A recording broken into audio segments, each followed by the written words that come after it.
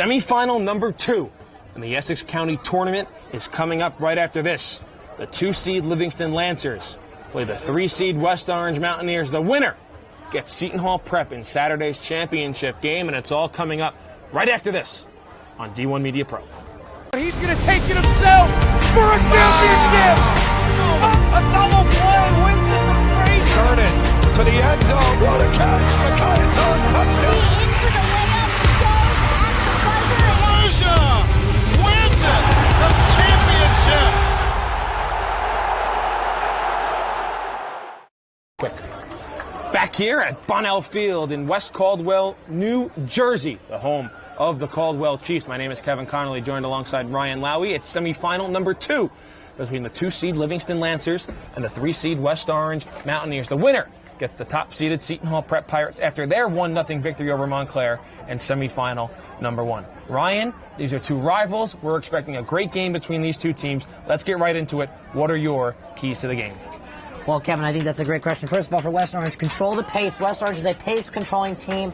They, no doubt about it, come into this one after a loss against Livingston as potentially, in one sense, the underdogs. They're not as highly ranked, but many do, including Engine.com, predict them to win tonight because of their size and their strength. They are a very strong program. They have Ari Rosu at the helm as their center back. He's very strong, very tough. He is a sheer defender who had a beautiful free kick finish to win West Orange their last game on the PK. Livingston, shots on goal early. They are a team that struggles up top, very strong defensively. They like to convert their defensive players because they have such a depth defense up top. Shoot as much as possible. The more shots they put in, the more damaging of a team they are. They have strong feet. However, sometimes they hesitate to shoot. Today with shots on goal, I think they will be able to power past West Orange. And the ball at Grossman's feet. Grossman controls the pace of the soccer game when he starts for the Livingston Lancers. His touch on the ball is just brilliant with his finesse and with his smart decisions. Grossman runs the helm of this team at the midfield. Today they're moving him up to convert a forward ball at his feet. He does not hesitate to shoot. He had a chopping net finish in the last game to put Livingston on the board first coming into this one, Kevin. Ryan, you mentioned these two teams did meet earlier in the year, back on September 20th. A 1-0 victory for Livingston, and yes, it was the only loss for West Orange. Also, it was probably the worst game they played. This didn't have a lot of energy with the Mountaineers in that game, and Livingston was able to strike early in the second half, and that was the difference between these two games. Ryan, now why don't you take us through the Livingston starting lineup today? Well, Kevin, the Livingston starting lineup continues to fluctuate every single game, but they're always keep the key. Logan Paredes in goal. He's been challenged by Jake Hans, but he is a senior that leads the score squad and is one of the top 100 seniors in the state of New Jersey. One of 3 Livingston players to hold that. Zach Feldman and Connor Strunsis, 2 solid center backs that work a sweeper and stopper combo. Mr. Speed, Krishmel Hacha works on the right. Aaron Hansovitz on the left are the outside backs for the Lancers. At the midfield, Ben Goldsmith squeezes into the lineup for the second time this season with Jake Fitzgerald next to him. Goldsmith, the attacking midfielder, and Fitzgerald, the defenseman, moving up to central defensive midfielder. On the outside, we see on the right, Jared Fisk. That's Jared Fisk. He is a phenomenal player. And Lucas Chisrick on the left. Up top, Grossman and Fisher, 2 converted defensemen. Livingston got here by way of 2 victories. They were able to take down Belleville in the opening round, followed by a quarterfinal victory over Columbia. As for West Orange, we'll get you a look at their starting lineup. It'll be Justin Scavala in goal. On defense, one of the best back lines in the state of New Jersey. Jeremy Green, Ari Rosu, Arthur Rosu, Richard Capocici.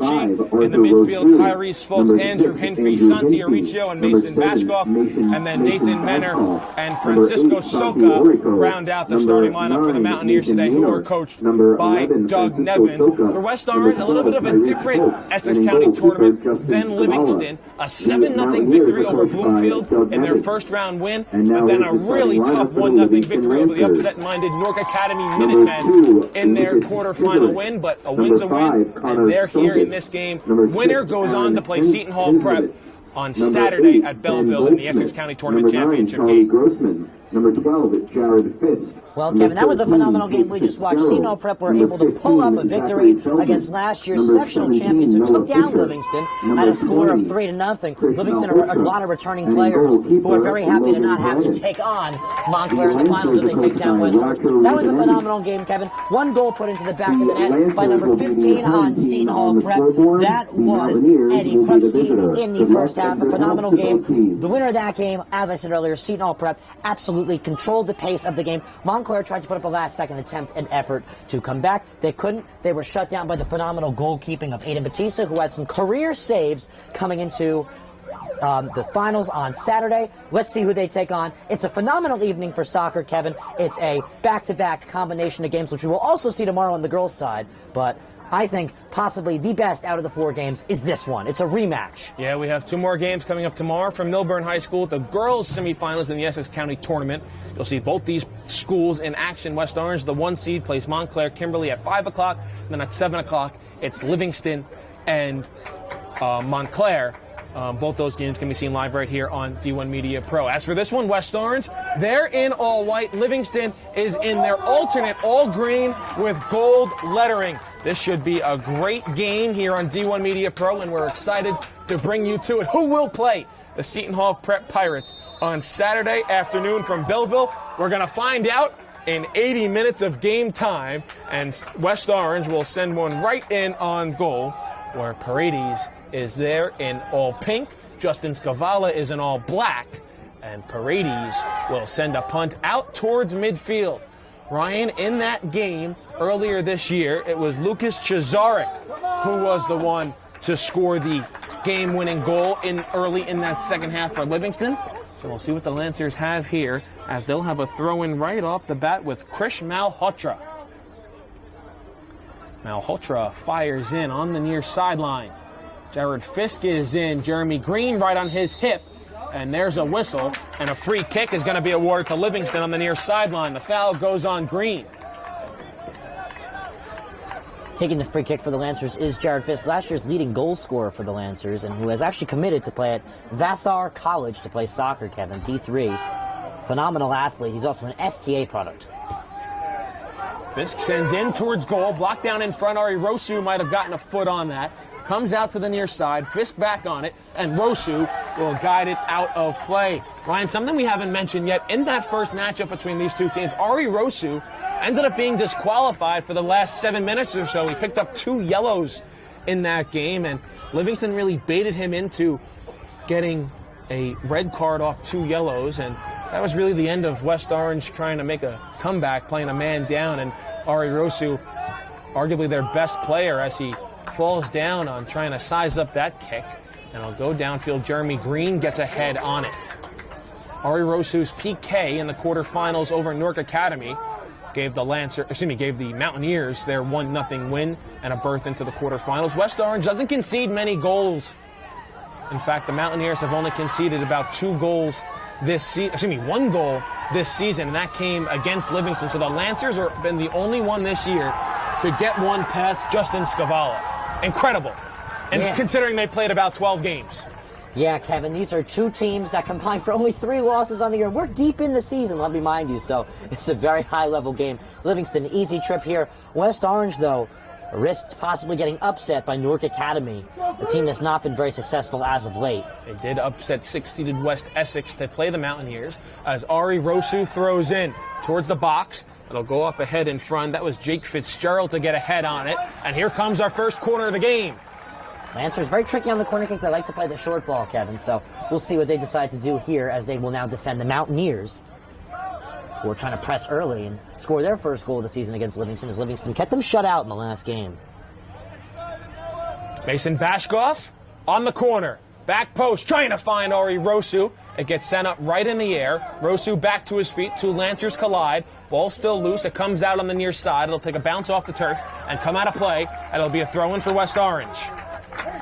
Ryan, we were both on the call of that West Orange-Livingston game just about a month ago. And Mountaineers, they didn't have any energy for a large majority of that game. And you definitely see a difference here for the Mountaineers as Rosu throws in, coming towards the near side. It'll go off ahead in front, and it'll go out of play. That was Arthur Rosu, the brother of Ari Rosu, to get a head on it.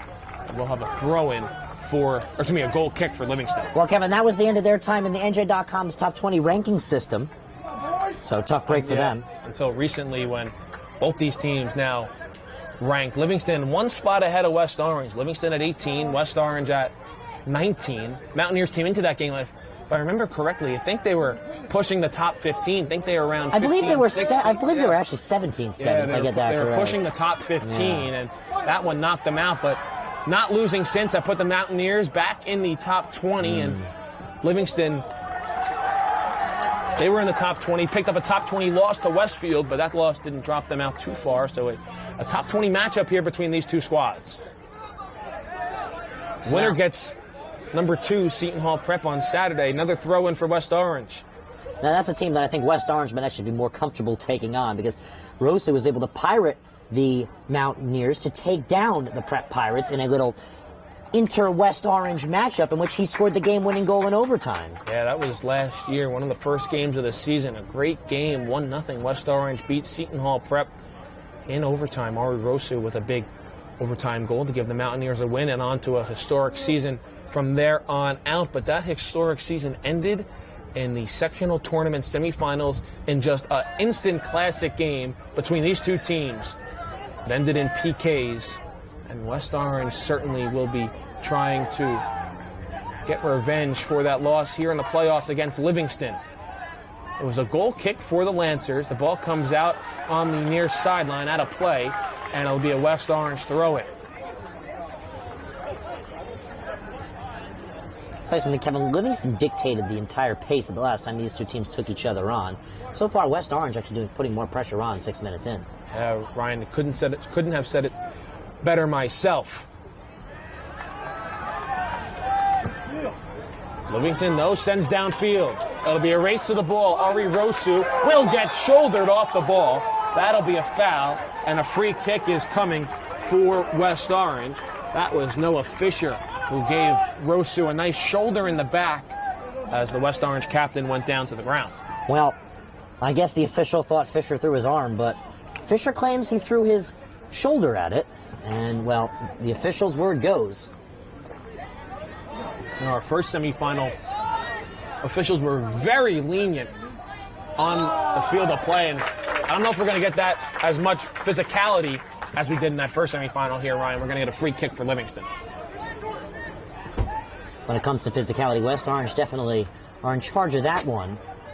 One of your keys to the game for West Orange is to use their physicality, their size and strength, I think you put it, Ryan, to try and come away with a victory here today.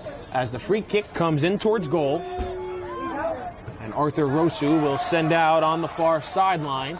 That'll come out just shy of midfield. Last touch Livingston. West Orange looking to go in a hurry. Tyrese Folks didn't break stride. Downfield, gets a foot on it. Now gets cut off from the ball. Folks giving chase, and the last touch was on Folks. That was a great shielding effort there by Krish Malhotra to win the Lancers a throw-in. Ryan, as you explained to me before the game, not many people are going to outrun Chris Malhotra. No, not really. Mr. Speed's quite fast. He was given the nickname Mr. Speed because of his excellent effort on the track, but he always brings that with him onto the turf, inside the track for soccer season as well, as you just saw him run down Scavala. I think they're actually going to get a foul on Folks there. It's going to be a free kick, actually, for Livingston. As Arthur Rosu uses his strong head to put that ball forward. Capo Chichi gets his first touch of the game. And Capo Chichi deflects it out of play. It'll be a throw-in for Livingston.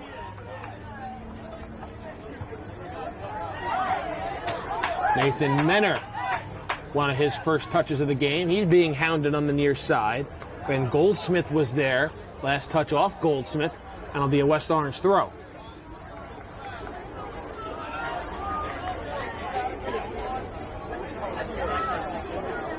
Ari Rosu to throw in up the near sideline. Francisco Soca is there. He had a hat trick in West Orange's first round victory over Bloomfield. 4 Mountaineers scored in that game in their 7-0 victory. 3 of those goals off the foot of Soca, as Folks with a dangerous shot just misses the top right corner, and it'll be a goal kick for Livingston. Now Paredes will take the goal kick from the 6. Now, Kevin, one thing I noticed, the Livingston defense likes to cramp on into the middle.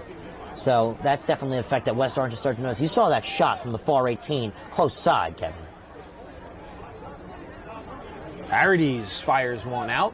Paredes. Short of midfield. Bashkoff can't get it on his leap. Soka gives it a chance, but last touch West Orange.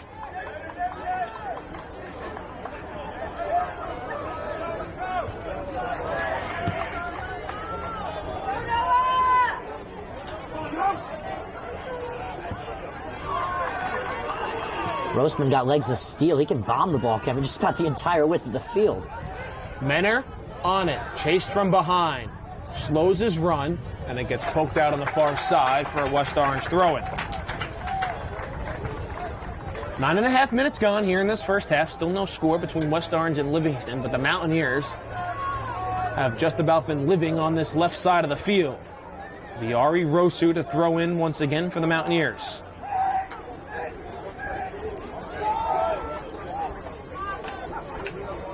Rosu throws in towards the box. Arthur Rosu gets ahead on it, and it's stopped.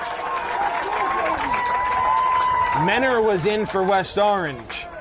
But the Lancers come up with probably their first stop of the game as that ball is sent out past midfield. Santiaricio was there, and falling down on the play was Tyler Berlowitz. And it'll be a free kick for Livingston. Looked like that push might have been sold a little bit. Again, Ryan, I don't think we're going to see the physicality in this game that we did in the first game, just by the way the referees have been officiating these first 10 minutes. West Orange, they're going quickly, Ryan. You don't really see this a lot. Jeremy Green will just pick it up and fire it in. They want to keep this ball in the field of play. They don't want to give Livingston a chance to set anything up. As there's a nice play off his backside to keep that ball in play by Feldman. Big West Orange right now, Kevin, currently trying to work quickly because they know Livingston's speed on the defense. I mean, the wings, Malhotra and Henson with super fast. And Feldman and Strunz is like a brick wall back there. So they got to work quickly to get by him, as we just saw. Trying to catch them out of position. Looked like Bashkoff might have tripped up Capocici there as we play on, and Livingston will send up the far sideline. Arthur Rosu sends one right into the bench of West Orange. I think someone got the bad brunt of that. Not sure who it was. Looks like one of the assistant coaches, Kevin. But it'll be a throw-in for Livingston right in front of that Mountaineer sideline. And Ari Rosu now will send one up and out towards midfield, where Livingston will play back in their own defensive end. They'll send it all the way back in towards goal. Paredes out to midfield.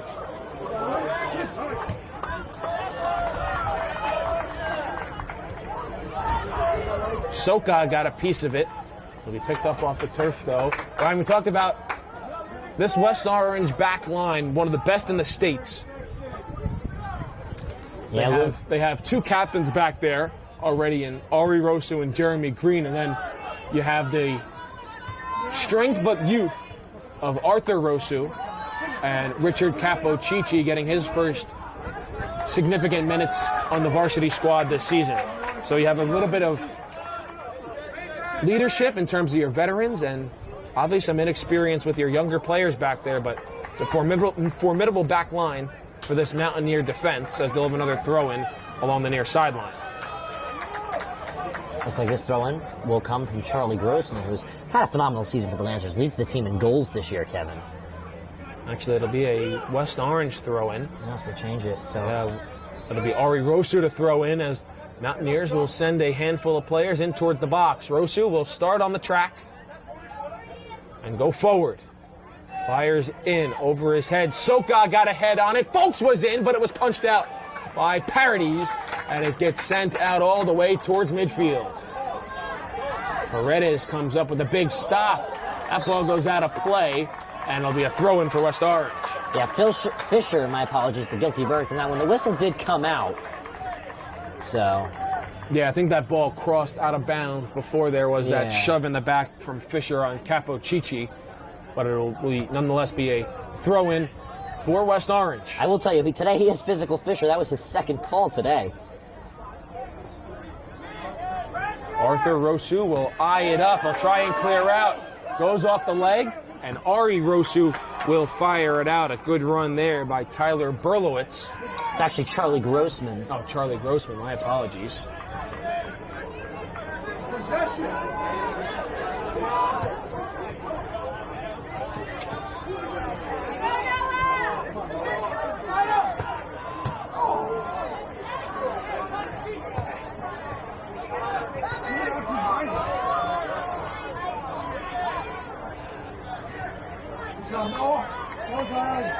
Very back and forth so far, Kevin, between the football 30 and 50. Green breaks it up. Out of bounds, last touch off him. It'll be a throw in for Livingston. They'll hunch around the near side.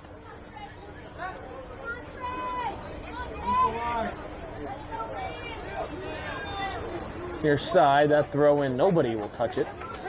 And it'll be a goal kick for Scavala. Haven't called his name much today. He'll get his first action of the night. Looks like Ari Rosso will come over and take the goal kick for him. Looks like, Kevin, depth-wise, both teams pretty even bench size, but both teams relying on that 11 so far as we get closer and closer to the halfway point in the first half.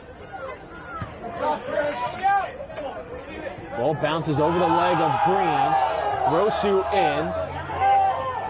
Mountaineers slow to get up and just baiting West Orange, and now we'll get a whistle as Arthur Rosu will pick up the foul.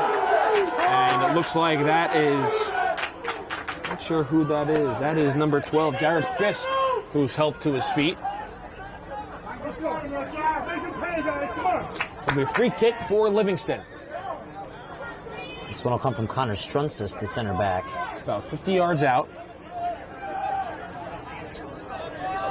Strunsis set. Ball curving in towards the far post, off ahead in front, and Scavala will play it off a bounce.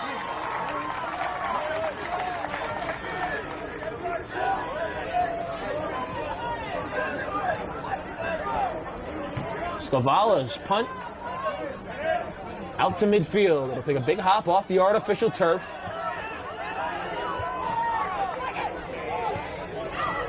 Be played up ahead. Soka can't get it. Capocici tries to break it up, but Hinfey does. Capocici now in possession.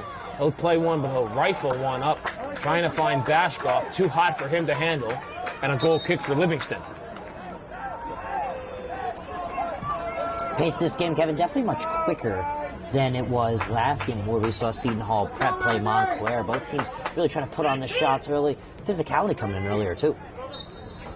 Yeah, that game was, and especially in the first half, it was much more of a slower pace to that one, and it was a bit more physical.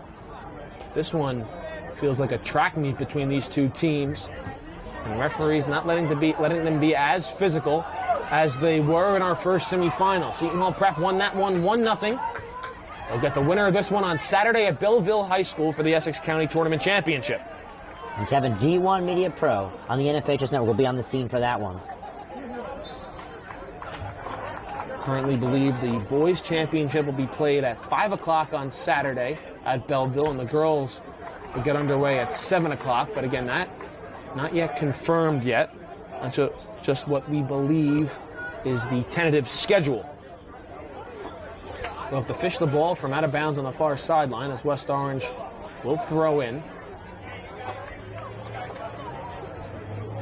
It'll be Ari Rosu, and he throws in up the near sideline. Folks with a touch for Bashkoff to Soka. Soka gets met on the back line, and it eventually gets set out of play for another West Orange throw-in. 22 minutes left in this first half, still no score between West Orange and Livingston. I'm Kevin Connolly, joined alongside Ryan Lowy. Kevin, I will tell you, it's been a very throw-in heavy start to the game. Yeah, with Rosu with yet another throw-in. Menner will play, but he'll touch his hand for a handball and a free kick for Livingston. Looks like they'll let Paredes do it. Livingston will send their entire unit into attacking territory roughly. So I think they'll leave Feldman, the sweeper, back a little bit.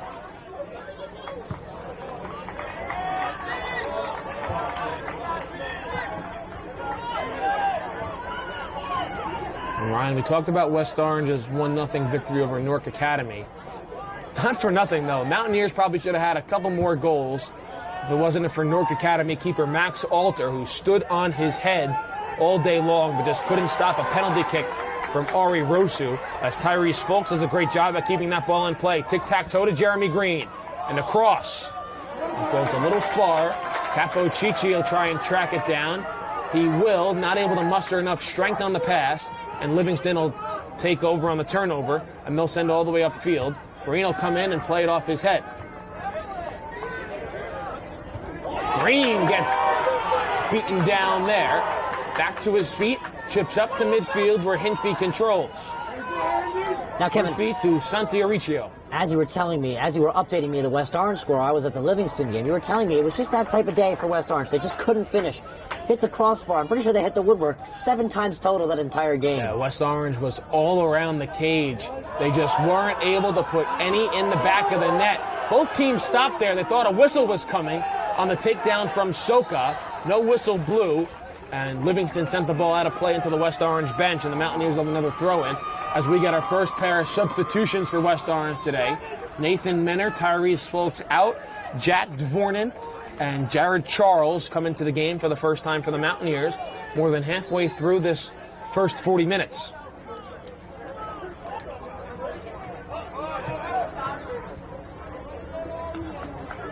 Now, Kevin, remember, this is county tournament soccer, so we will play till somebody wins. That does mean we could see a shootout after 2 10-minute intervals. Yep, so the overtime rules remain the same here in the county tournament. If we're tied at the end of regulation, we would play a maximum of 2 10-minute overtime periods. First one to score would win. It is a golden goal. But unlike the regular season, if we are tied at the end of those 2 overtimes, then we would play a penalty kick shootout.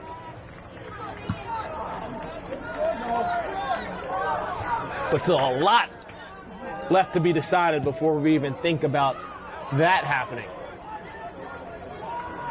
Andrew Hinfey back on the ball. Tried to find Charles. Got it poked away. Livingston back on it. They'll send up the near side. And that's played off the hand of Grossman. And West Orange motors up ahead. Jared Charles sprinting up the far side. Tracks it down. Sends across. Bashkoff is there. Off his head, they score! Mason Bashkoff off the assist. And West Orange leads 1-0. Bashkoff's header couldn't be any more perfect. Buried into the back of the net. Behind Paredes, West Orange take a 1-0 lead. That's a very strong start for West Orange. They are finally able to push the ball past the Livingston back line, Kevin. They have not been able to do it so far this season in the second meeting. And Brian, what a ball from Jared Charles to get that ball to Bashkoff. And he's able to pass the keeper for Livingston as West Orange strikes first with 18:33 left to go here in the first half. That is a very tough break for Livingston. West Orange are on the board. So what does Livingston have for a response? The ball immediate played in towards goal. Bashkoff from Charles to get the Mountaineers on the board.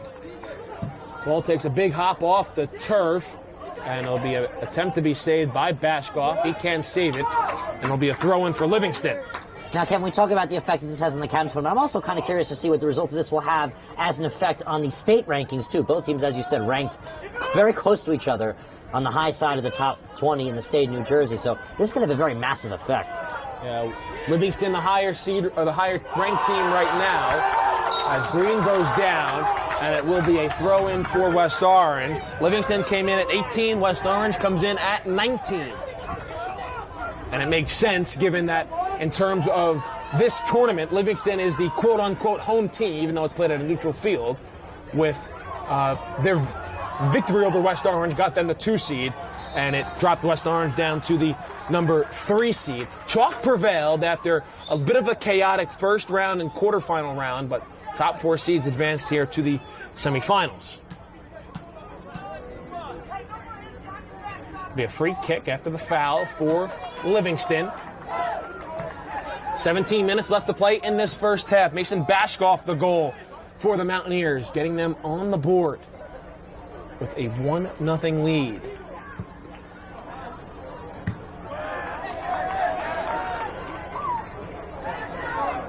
Folks comes away with the interception.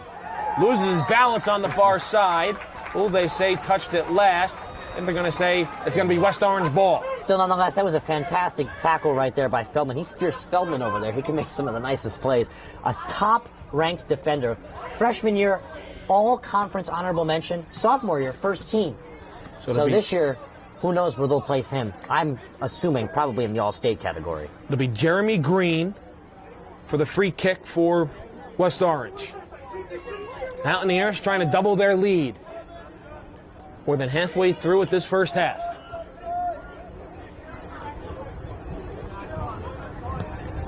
Free kick is away, in towards goal. Livingston will play it up straight in the air. Ari Rosu also in. Arthur Rosu tried to swing at a ball, as it'll be sent out by Livingston. Going down on the play was Hinfey. Ball sent back in. Folks will try and track it down. Malhotra right next to him. Folks wins the race to it. Out of play. Last touch, Malhotra. Dangerous throw-in upcoming for West Orange as Rosu will make his way across the field. Rosu with the bullet arm. As I was saying last game, Coach Sekela maybe thinking about putting him on the baseball roster. He's got a bullet of an arm. That might just be my interested in possibly one day becoming a baseball scout comment there. So Rosu to throw in. He's set. Throw-ins away towards goal. Punched out on the near side. And it'll be another throw-in for West Orange right along the flag. Looks like we'll do it again, Kevin.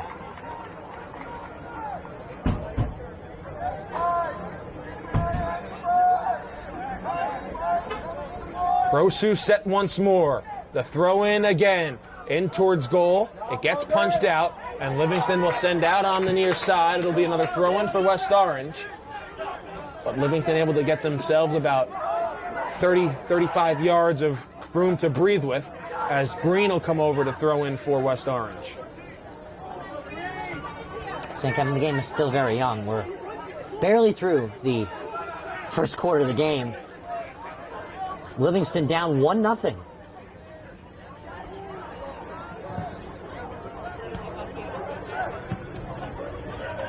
Lancers fire back out to midfield. It goes out of play. And a throw in for West Orange right at midfield as Ari Rosu will retrieve the ball from West Orange head coach Doug Nevins. Rosu fires in. Off ahead in front. Hinfey battling off the head of Bashkoff. Off the shoulder of Folks. Bashkoff in on it, looking for goal number 2. Gets it poked away. Jeremy Green on the near side will let it go out of play. That'll be a throw-in for West Orange. Rosu will come over and throw in. All right, the ball has been living on this side of the field for a majority of this first half. Yeah, it really has. West Orange putting on the pressure early. They're able to bang one into the back of the net. A nice 1-2 connection from the outsides. Referee making sure everyone's lined up properly. Rosu ready. Throws in towards goal. Off ahead in front, bobbled and controlled. Oh, Livingston tight roping a dangerous line. They come away with the stop with 13-15 left to go here in the first half to keep their deficit at 1. A booming punt all the way out past midfield. Arthur Rosu gets a head on it. Well, if you're the Lancer bench, take a deep breath. The lead is not quite 2 because that was super close. On the line, just itching very close to being inside the frame was Logan Paredes on that save right there. And they are going to get the foul there on Jared Charles, the West Orange section on the far sideline. Wasn't pleased with that one, but there comes Charles to break up a pass. Jared Charles trying to control the ball, and it gets poked away and played in towards goal where Livingston will pick it up off the turf. Ryan, something I've noticed here in this first half, after that beautiful assist from Charles, you can tell how much confidence he is playing with right now based on his body language. West Orange really boosted their morale after that goal. They were not able to sneak one by Livingston the first time, but the second time the nice 1-2 connection powers them in front, and they are a defensive first team. So, all to their benefit having the first goal of the game. Livingston don't work from behind too often. But we do know they've put a lot of goals in the back of the net this year in comparison to previous seasons. So that ball able to be kept in play, and a Livingston corner. Ari Rosu not happy with that call, but the Lancers, I believe it's going to be their first corner of the game. Yup, it is going to be. And Lancers, a 3-play lineup format they run. Very strong with corner kicks. And we do know Feldman's header was just absolutely brilliant 2 games ago in the first round of the county tournament. He had a SportsCenter top 10 worthy header. It looks like Jared Fisk for the corner. Curving in towards goal. Off ahead in front, and what a great stop there. Bashkoff came in. It would have gotten past Skavala. Bashkoff right on the goal line. Comes away with the stop, and we're going to have a goal kick as that last touch was off Livingston. Well, that was really close. Livingston so close to tying this game, restarting it in some essence, but shut down. What a stop there by Mason Bashkoff. You don't say that often. A forward coming up with a big stop. Bashkoff with the goal, and he preserves the West Orange 1-0 lead off the Livingston corner.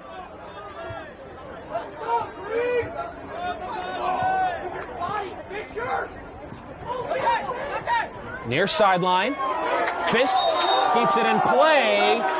Near side official said West Orange throw-in. Midfield official says foul on Green. Free kick Livingston. The power of the override right there benefits Livingston.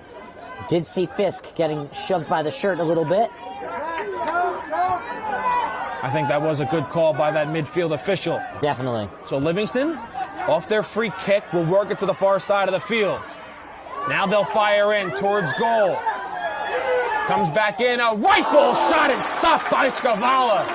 Oh, that was a bullet off the foot of Andrew Pessoa. And Skavala comes up with his first big save of the night. And that was a bullet shot. That was an absolute bullet.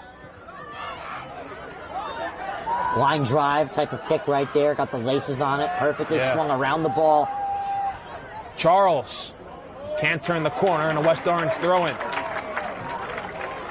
Reminded me of something you'd see on a baseball field, like a John Carlos Stanton line drive right up the middle. That's how hard that ball was kicked. And Skavala, even with the padded gloves on, probably had to sting a little bit. Yeah, definitely had to sting a little bit, but not a problem for him. He keeps exactly. It The morale goes up. Everything goes up there. If you're Justin Skavala, you're not going to feel that at all. Rosu throws in towards the box. Arthur Rosu might have gotten a head on it. Jeremy Green can't line up the bouncing ball as Livingston will take it away. Green on his hip. Green goes down as Charles was in on the play. Santiariccio sends down. Soka coming in towards goal. He gets tripped up, and there's a whistle. And what's the call going to be? Soka down, hurt, waiting for a signal from the officials, and they're going to talk about it. Well, I think it's safe to say right now everything is moving west, Kevin. West Orange might have just earned themselves a free kick. Possibly a PK, actually. Free kick, PK. Hold on, what are we going to get? Oh! Red card is awarded. Whoa! Whoa! Whoa! Boy, did I not see that one coming. I mean, who did? It's quite that came out of left field. A red card is awarded. Whoa! The Livingston keeper. And now Jacob Hans will come in and have to play the remainder of this game with 9 minutes left in the first half. Now, I'm just curious, Kevin. You can make the claim that it was a foul, but you could also make a claim that there was a foul earlier. You could also make a claim that was maybe yellow card worthy. I was not expecting a red. I was not expecting a red either at all. Wow. Certainly this will be talked about for a while. That's an extreme move. And it also will be a free kick for West Orange right outside the box. And Ari Rosu with a bullet of a leg looks like he'll attempt. And if you look over on the Livingston sideline, absolutely distraught. Livingston, Logan Paredes. Yeah, Livingston have to take a player off by rule. So I don't think anyone's come off for Livingston. Head coach Roger Rubinetti is basically standing out in the middle of the field. Jacob Hans, the sophomore, comes in, and I guess a good thing for him, he has had an extended amount of work this season in Livingston blowout victories. He has gotten into the game. But here we go. Ari Rosu, a kick, in towards goal, he scores! Ari Rosu capitalizes on the free kick just outside the box, and West Orange leads 2-0. That's a West Orange goal coming at 31 minutes and Ryan, what do you do now if you're Livingston? Your starting goalkeeper is out. Well, I hate to say this, Kevin. And now you're trailing by 2, and all the momentum is with West Orange. I hate to say this, Kevin, but I'm not sure I can agree with that red card. I think it was a little too aggressive, and I really thought it was a game-changing decision. Wow, that was a interesting call. So West Orange leads it by 2 after the red card handed out. And cold off the bench, Jacob Hans sees Ari Rosu fire one into the back of the net. Coach Gill, as you can see on your screen, Kevin, is making his claim that was definitely not a red. We don't want to know the language. Oh, now here comes Coach Rubenetti. We don't want to know the language that's being passed at the moment, but we do understand why they're making this argument. Yeah, that's assistant coach Joe Gill. Yeah. Head coach Roger Rubenetti trying to get an explanation from the officials. Yeah, and they're still talking, and now they're going to be awarded a yellow card. I think that's Gill who's awarded a yellow card, and he's still going after the officials. Now he's going to be held back by Roger Rubenetti. Now this is also coming over, a nice veteran move there. Charlie Grossman trying to settle down his coaching staff, and Gill still continues to yell at the officials. Oh, here we go. Official is going to go over, and looks like he will just turn his back and waiting for the resumption of play here. And now we'll blow the whistle. The clock will wind. West Orange 2, Livingston nothing. Now I have to say, that was a very Joe Girardi move right there from the Livingston bench. Getting vocal about the situation. And since that red card was handed out, Logan Paredes just sitting down on the Livingston bench with his head hung. And now the Lancers playing a man down because of the red card. We'll try and see who came off for the Lancers. Might have been Grossman. All right, I don't know. I don't see him out on the field, so I think Grossman might have been the player to come off for Livingston, as we'll have a throw-in for West Orange along the far sideline. Yeah, Livingston do have to play a man down, FIFA rules. If you're playing a man down, you're trailing by 2, and you're in the Essex County Tournament Semifinals with time running out here in the first half. The deck's certainly stacked against the Lancers right now, as we'll have a throw-in for West Orange.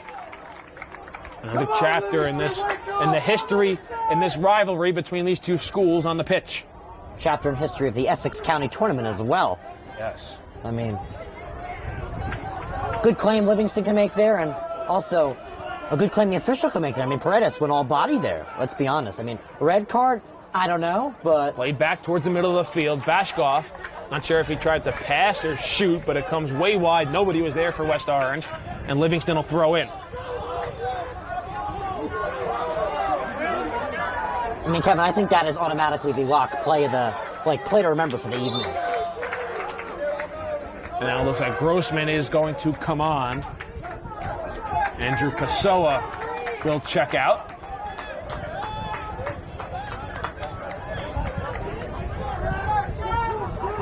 So Livingston playing with 10 men after the red card handed out. And West Orange capitalizes on the goal by Rosu. Can Livingston respond? They go up the near sideline. Fisk has it. Rosu will take it away, try and send up the near side. And a whistle. And that's going to be a hold on Rosu. He's not happy with the call. It'll be a free kick for Livingston. 6.5 left to go. Fisk's his free kick in towards goal. And we're going to have, where's that ball going to go out of play? A throw-in for Livingston. Didn't look like West Orange was ready for that free kick at all. Livingston tried to catch the Mountaineers napping. Yeah, that was quick. Kevin, speed of light right there. Hard to follow. Lucas Andrada was the one who sent out on the near sideline. And Malhotra comes over to throw in for the Lancers.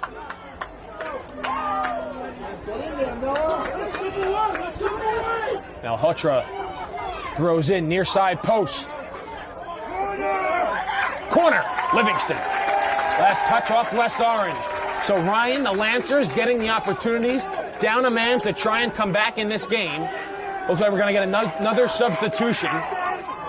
Specialty move the Lancers make here, Kevin. Neil Hajib's wicked left foot will take the corner. And they'll sacrifice Henselwitz for the coming moment. Aaron Henselwitz goes off, and as you said, coming on, number 26, Neil Hajib for the corner. Clock actually stopped. Not sure why it stopped. at 5:34, so we'll try and reset our clock here on the scoreboard. Didn't see a referee motion for the clock to stop, but it is at 5:34.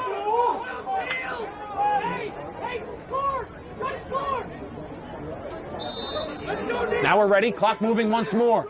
The Livingston corner is away, towards the back post. Off a foot in front, Scavala calls everybody off. He lets it go out of play, and it'll be a goal kick for West Orange.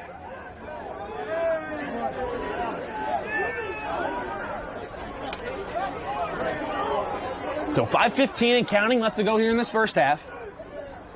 Mason Bashkoff, Ari Rosu with the goals for West Orange. Well, Kevin, out of the 3 halves of soccer we've commentated / filmed for you today, I think it's safe to say this has been the most action-packed one. We saw more goals in the entire first game, and we saw a red card. Yeah, very true, Ryan. This game about 36 minutes old, 36 minutes old, and there has been about a chapter to write about in this game between these two teams, and we still have 44 minutes and 40 seconds at least still to play. Now Hotra throws in, up the near sideline. Green off his head.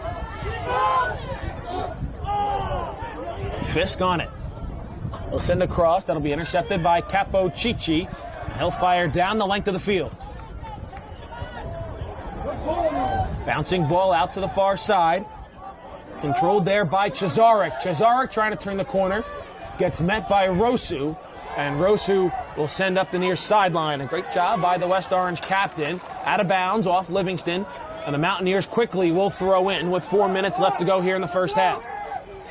Ryan, what's West Orange trying to balance now when you're a man up, as there's going to be a free kick for Livingston. You're up by 2. You're up a man as well, and you still have 3:45 plus a whole half. Is there a balancing act of still trying to be aggressive, yet also trying not to play out of position and give Livingston an opportunity to get back in this game? Well, Kevin, I think you hold your status right now if you're West Orange. You've banged 2 goals into the back into the back of the net against one of the top teams in the state of New Jersey, ranked higher than you, and they're down a player without their starting goalkeeper in net. So strategically, just keep doing what you're doing. Not much you really want to change if you're Doug Nevins. So the free kick is away from Livingston. Lucas Andrada able to play off his head, and he'll play it once again.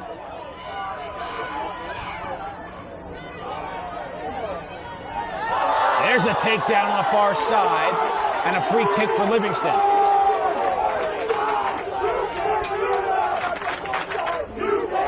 Livingston free kick, under 3 minutes left to go. Down by 2. I feel like it's critical for Livingston to try and get a goal here before halftime. Oh, yeah, get some confidence going into the half. Yeah. And they've had the opportunities. They've had a couple of dangerous throw-ins, a couple of corners, and certainly a couple of free kicks as they'll draw up a set play in towards goal. Scavala comes out. He makes the stop as he gets bumped down to the ground. Kevin, I'll tell you what, we were guaranteed something coming in tonight. Saturday will be a fun one, no matter who wins. Seton Hall Prep, the top seed in the Essex County tournament, awaits the winner.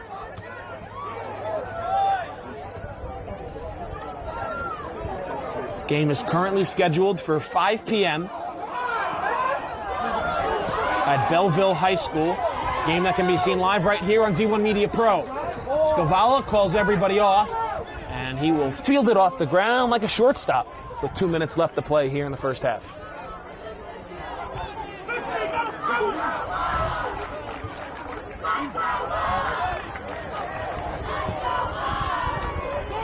Ari Rosu. A high kick that's played down by Livingston. 100 seconds left to play here in the first half. Livingston desperately trying to cut this to a 1-goal game before the break. Tyrese Folks coming in. Can't win the race to the ball. Charles is in for West Orange. Cesarek plays off his head for Livingston.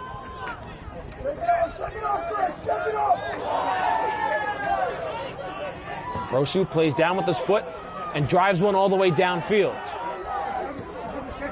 Goldsmith was in on the play for Livingston. Capo Chichi shields off Cesarek from the ball as we have an injured Lancer down on the far end. Not sure who that is. Would that be Grossman walking gingerly off the field? I think it might be. Yeah, that's Grossman. Looks a little shooken, but And walks back on. is he going to stay in? He walked towards the sideline. No, they're going to take him out and check on him as the clock is stopped with 1:02 left to go in the half. So Grossman will go get checked out on the far sideline. Hopefully he'll be all right. 62 seconds left to go in this first half, and it looks like it'll be a free kick for West Orange. Looks like Andy Pessoa checks in for him at the CDM position. West Orange also make a substitution. So the clock moving once more. 1 minute left to go here in the first half. Andrada in, sends the ball through, but Hans will pick it up off the turf. Again, if you're just joining us, you missed a lot. A goal by Mason Bashkoff got the Mountaineers on the board, but then a red card handed out to Logan Paredes. Sent him off. Livingston playing a man down, and on the free kick, after Jacob Hans had to come into the game, Ari Rosu fired one into the back of the net. And West Orange has a 2-goal lead with under 30 seconds left to play in the first half. Now, I believe that was a straight red, Kevin, so you do know what that means. It does mean that Logan is ineligible to play in the next game for the Lancers, which is a very tough break as well. And we talked about when he went off with that red, he had his head hung on the bench. Now standing with his teammates on the sideline trying to cheer on his Lancers with 5 seconds left to go in the half. Scavala will pick it up off the turf, and that will bring us to the end of the first half. West Orange with a 2-0 lead over Livingston after 40 minutes. The Mountaineers are 40 minutes away from a date with Seton Hall Prep in the Essex County Tournament Championship game. Don't go anywhere. If the first half was anything like the second, if the second half was anything like the first half, you're not going to want to miss it right here on D1 Media Pro. And we'll be back after these halftime messages. Concession stand located at the scoreboard end of the field. Still plenty of. He's going to take it himself for a championship. A double play wins it for Frazier. Turn it to the end zone. What a catch. Micaiah touchdown. Into the layup, goes at the buzzer. Wins it. The championship.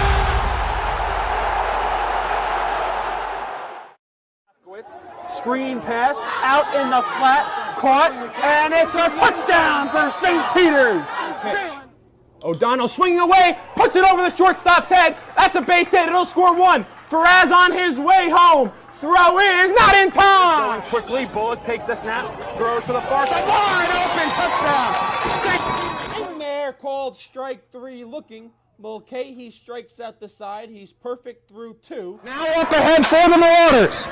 Here comes Biggs. They score! Michael Benkovich for St. Peter's Prep. Bounced on the ground to short. Faraz Fields flip to O'Donnell 1. Throw on to first. In time for a double play. Just will look back out there for the Marauders. He takes the snap. Looking over the middle. Has a man. Can he scores? Reels it in. 35.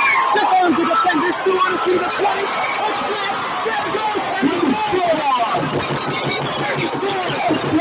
Once again, hit in the air to deep center field. Sicka moving on the back at the wall. It's gone! Ellis Reed with a 2-run blast. And the Marauders have a 6-0 lead. St. Peter's Prep has the best coverage for its student athletes. Why don't you?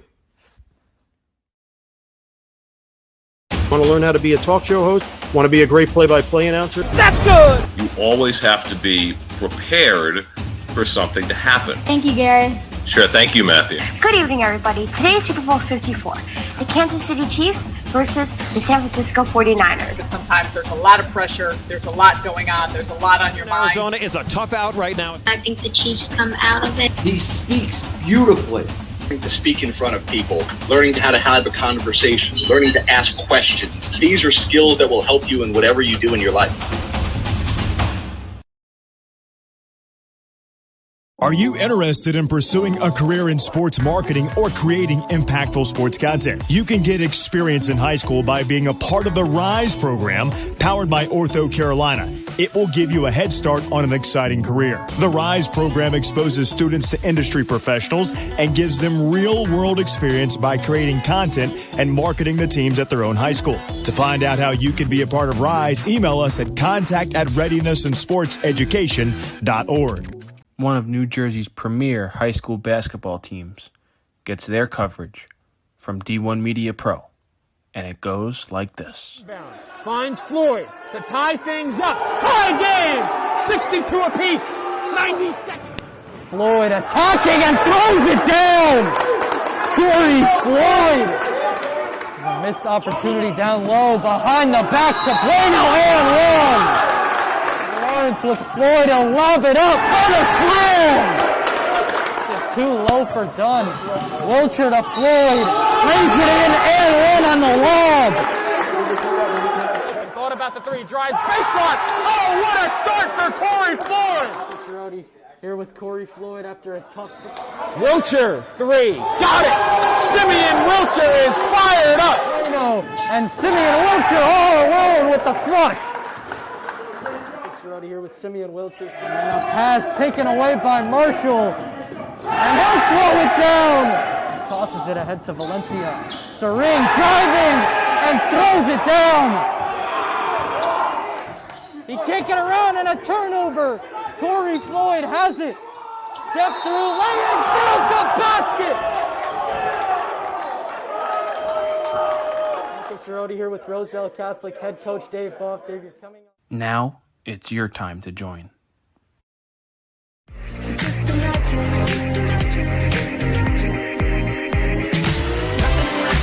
But you, when you dance, dance, dance, feel a good creeping up on you. So just dance, dance, dance, come on. All those things I shouldn't do, but you dance, dance, dance. And ain't nobody leaving soon, so keep dancing. I can't stop the feeling. So just dance, dance, dance. I can't stop the feeling. So just dance, dance, dance, come on. Ooh, it's so...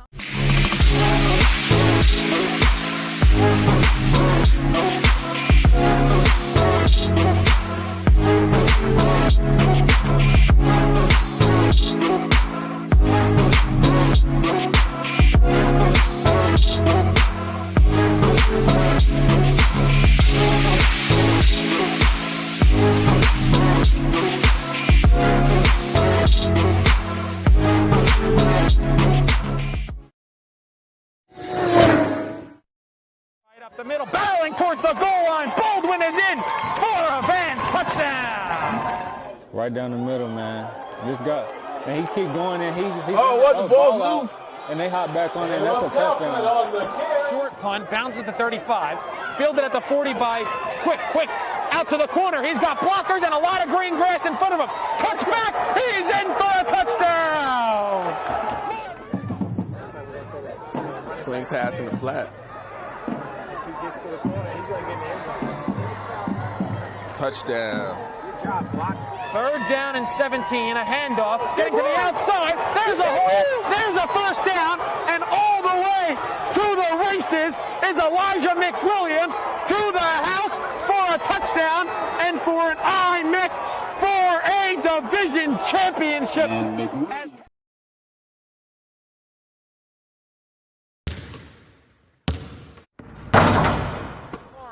Over to Floyd, he's open, thought about the three, drives baseline. Oh, what a start for Corey Floyd! Free throw line, tries to dump a pass off, gets intercepted.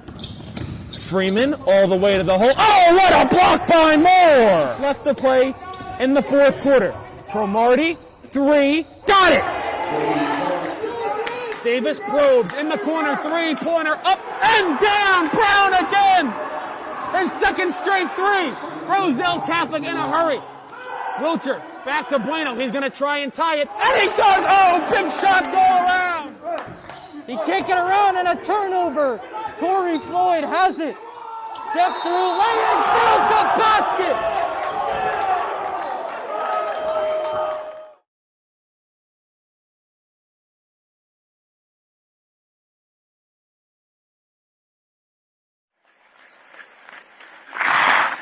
Here's Kramer walking in. Pass in front, they score! 5. Puck comes back out to the point. Gorski with a shot, and then they score!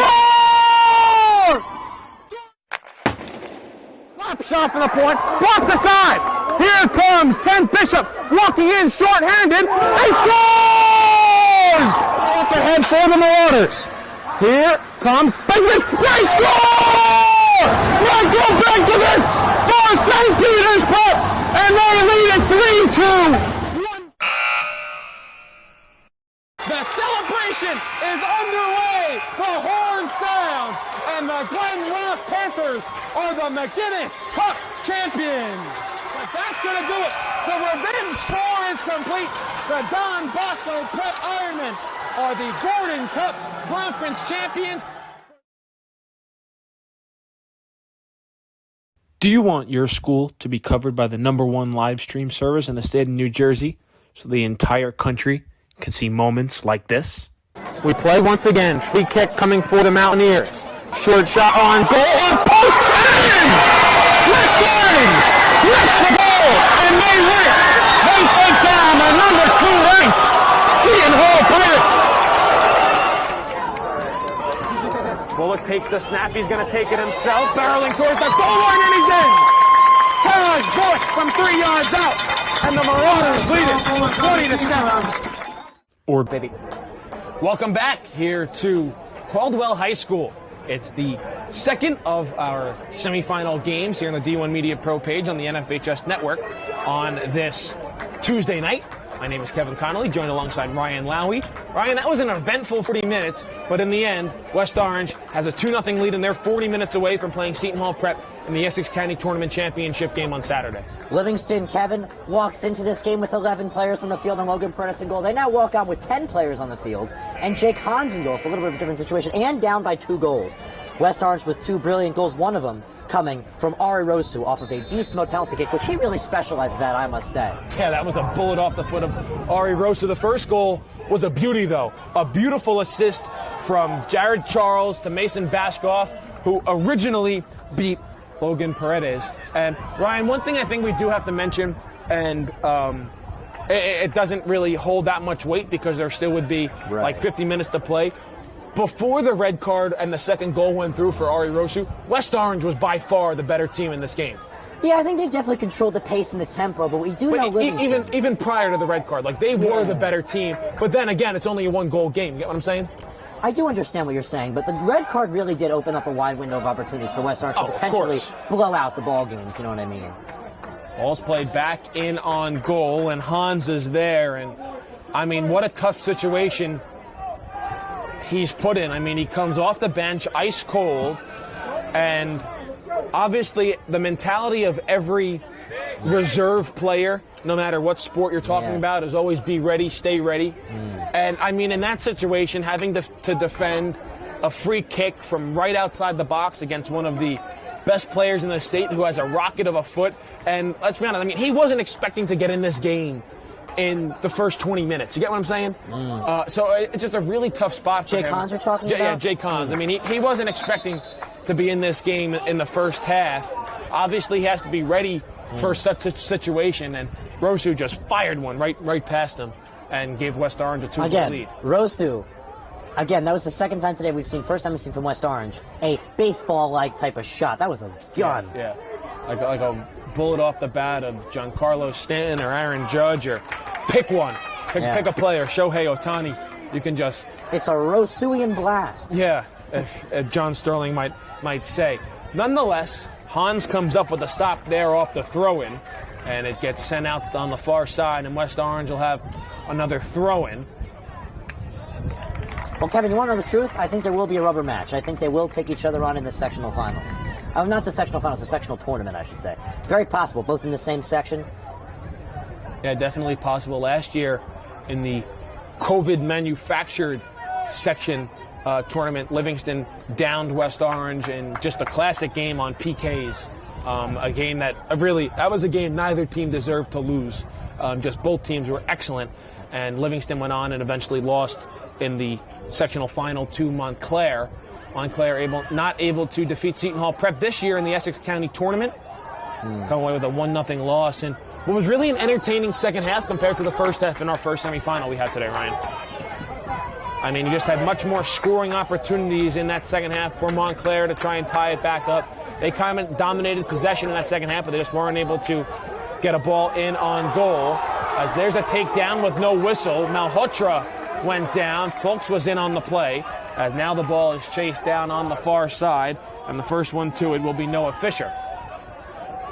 Ryan, want to remind everybody at home that we still have a doubleheader to come tomorrow from Milburn High School. Endless soccer, endless soccer. It is endless soccer, as the girls bracket of the Essex County tournament is underway tomorrow. Again, a 5 p.m. and a 7 p.m. start. Our 5 p.m. game is the number 1 seed, the West Orange Mountaineers, facing the number 5 seed, Montclair Kimberly Academy Cougars. Those two teams played a couple of weeks ago, played to a 2-2 draw. And then our later game, as there's a shot on goal that splits the football uprights. That'll be a goal kick for Livingston. But our second game tomorrow is the 2 seed Montclair against the 6-seeded Livingston Lancers. Wow. So both those games can be seen live right here on D1 Media Pro. Ryan, you'll be alongside me on our coverage of that one, and we're really looking forward to heading on down to Milburn. Considering how big, fun, and exciting these games are, I'm surprised we're not competing with ESPN for viewers that game, Kevin. These games are thrilling. Don't give anyone any ideas to try and take those games away from us. Don't give anybody any ideas, because it could happen. But nonetheless, no, it's all fun and games. We play on, and we're about 4.5 minutes through with this second half. And West Orange, again, they're playing a man up after the red card handed out in that first half. Nathan Menner on the ball, trying to find Tyrese Folks. Folks sends a cross in towards goal. Hans comes up with a nice stop. And Ryan, you don't want to throw the towel in on this game because there's still a lot of soccer left to be played, but not for nothing. Jacob Hans is getting some great experience. I mean, this is going to be his net next year for Livingston as a sophomore. As here's a ball in on goal. There's a tackle in on the box. Skavala comes out with the ball, and no whistle. Ari Roshu, like you said, Ryan, doing Ari Roshu things, and can't get a good look at who that is getting up behind the play. That was Jared Fisk. It's Jared Fisk, and given the takedown in this side of the field in that first half, the Livingston crowd letting the officials hear it. So, Kevin, let me ask you a question. Are we at a high school soccer game or a college football game? Because the crowd is just phenomenal this evening. And in both games, the crowd has been spectacular for both Montclair and Seton Hall Prep, and now for West Orange and Livingston. We're on the Livingston side here, so they've been a little bit more vocal with their displeasure of the officiating in this game. But nonetheless, 4 great crowds here at Caldwell High School. And we want to give a special thanks to everyone here at James Caldwell High School and at the Essex County Athletics Office for allowing us to broadcast these games here.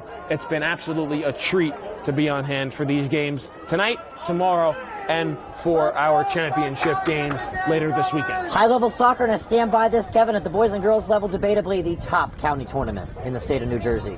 I certainly would agree with you on that one. It'll be a throw-in on the far sideline for Livingston.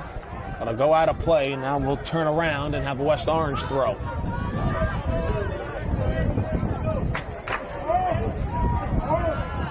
Now, Kevin, there's always light at the end of the tunnel for the losing team in the county tournament because there's a whole other half of the SEC season. Yeah, absolutely. We mentioned that in our first game, and I think it's definitely worth noting out here in semifinal number 2 that the loser of this game, their season is not over by any stretch. Both these teams with regular season matches left, and again, we've already talked about the state tournament.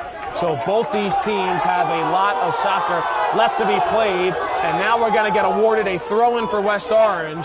And Livingston, again, not happy with that call, as the Mountaineers will have a throw-in. Livingston thought they were going to have a corner, at the least a throw-in right at the flag, but Ari Rosa will go over and throw in for West Orange.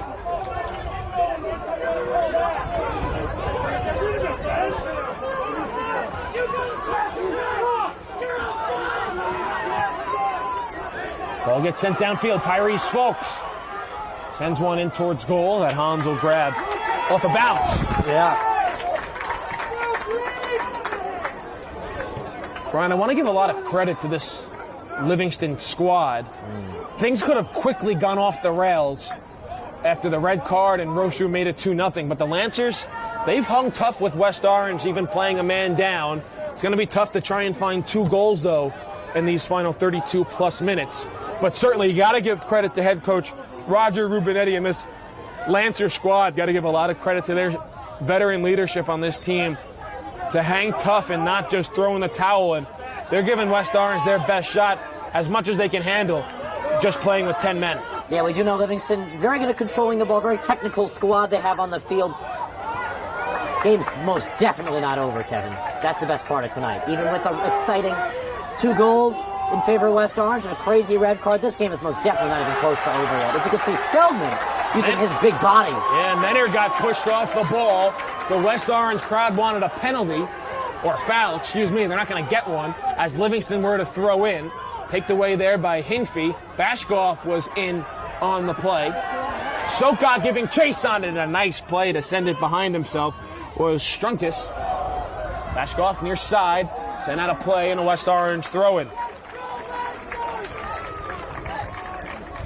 Only 9 minutes through this second half, Kevin. I really feel like we're bouncing back and forth, east and west, and east and west. Even that first half, it felt like a track meet. It felt like we just saw these teams running up and down the field.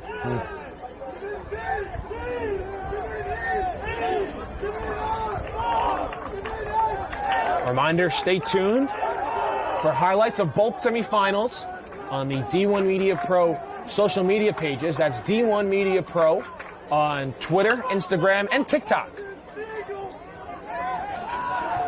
D1 Media Pro getting a shave at TikTok, Kevin. Yes. The D1 Media Pro owner and executive producer, Mustafa Houghton, making the leap to join the TikTok social media platform as Green's ball goes over the head of Soka, and it's picked up off the deck by Hans. But yes, highlights and post-game interviews of both games here between Seton Hall Prep and Montclair, as well as this game here, West Orange and Livingston. And tomorrow, as going down on the play, looked like going down untouched was Grossman. Don't know if he was trying to draw a foul there or it might have just got cramped up or something, but it'll be a throw-in for West Orange.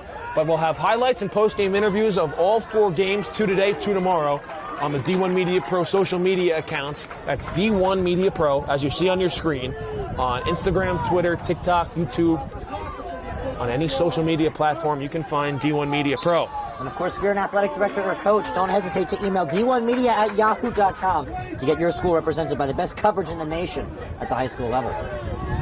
And now the clock stopped with 29:38 to play.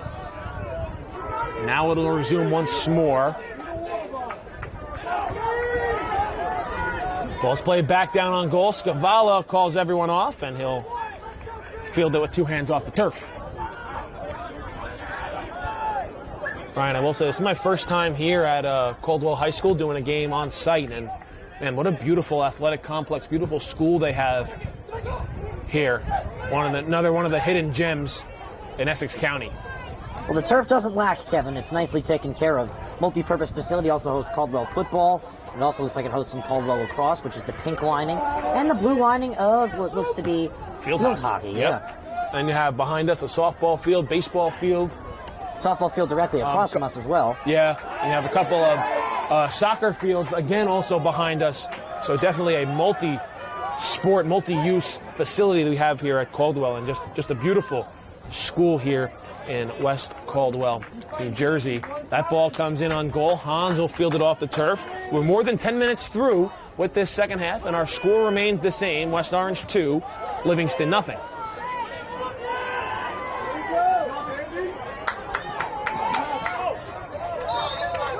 Grossman shoved off the ball. Free kick, Livingston.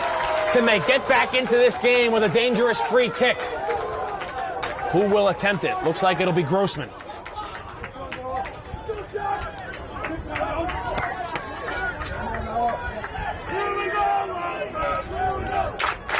Free kick coming, Charlie Grossman.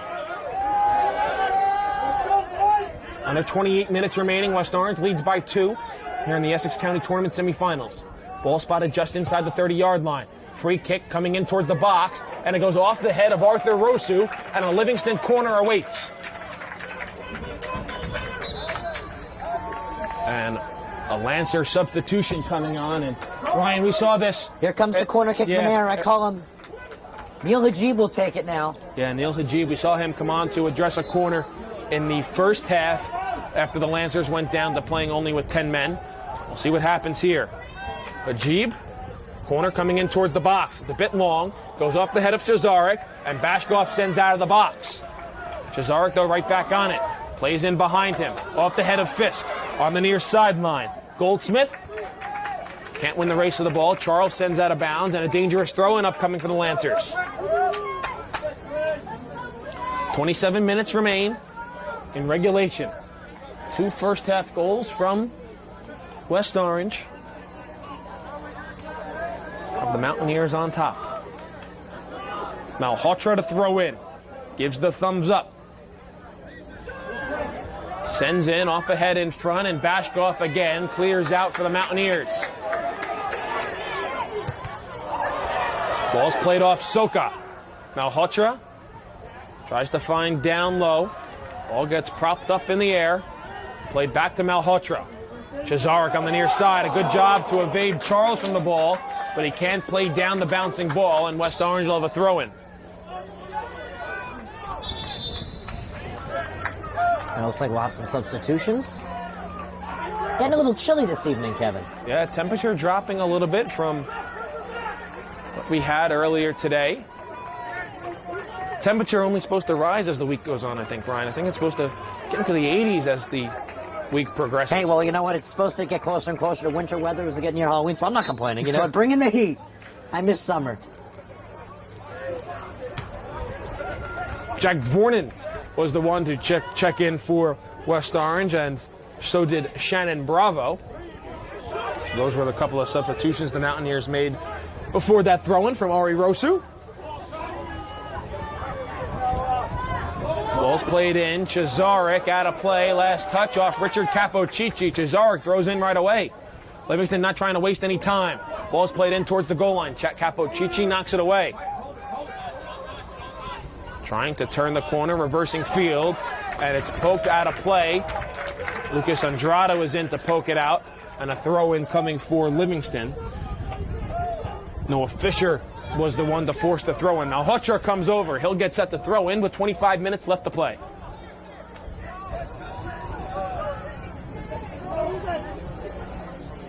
Malhotra fires in. Bashkoff again. Great clearing attempt, but doesn't get it nearly out as far. This time it'll be Jeremy Green on the far side, and it'll go off Bravo. It stays in play. Bravo now comes back and sends up in the air as Bashkoff is there with Malhotra. Soka plays it for Capocici on the near side. Capocici with a stutter step. Cesarek was right next to him. Plays over to Hinfey, who will send down in towards goal, and Hans will field it off the turf.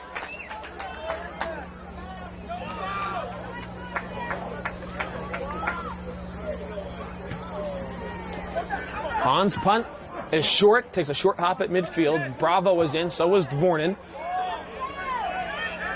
Arthur Rosu plays in on the near sideline. Bashkoff is there.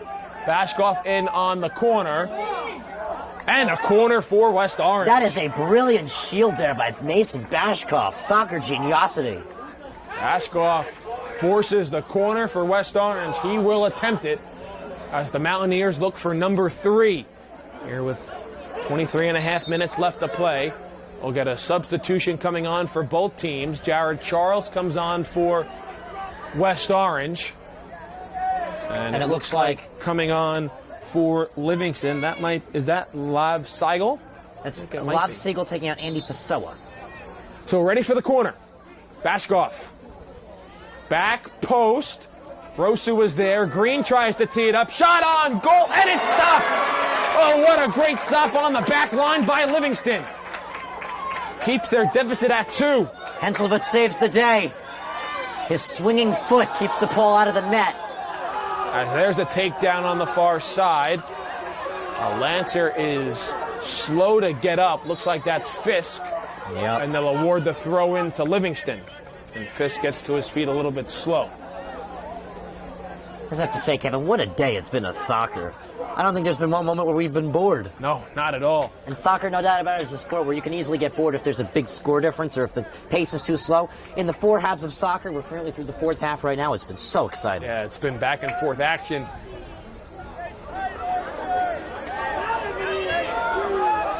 Malhotra races upfield. Hinfey sends out on the near side. And it gets sent out of play by Livingston. And Livingston. Aaron Henslowitz, yeah, he's really not happy with that call. To me, that looked pretty clear and obvious that he sent that ball out of play. I don't know about you, Ryan. Yeah, I'm not exactly sure. It's been quite confusing.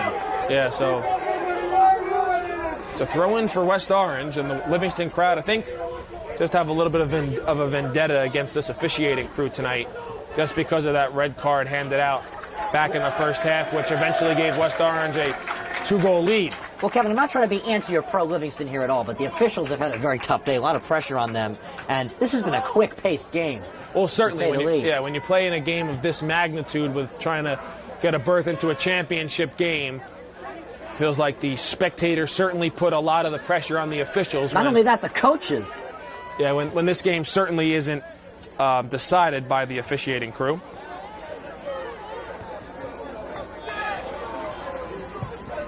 It's a crazy job to have to be an official. A lot of pressure. You're involved in a lot of popular events. You have a lot of power. Nearly halfway through with this second half. Ball sent out on the far side. Charles is there. Sends a cross. Gets blocked down in front. Collision. Everyone gets to their feet, and Capo Chichi will watch it sail out of play and set up a West Orange throw-in.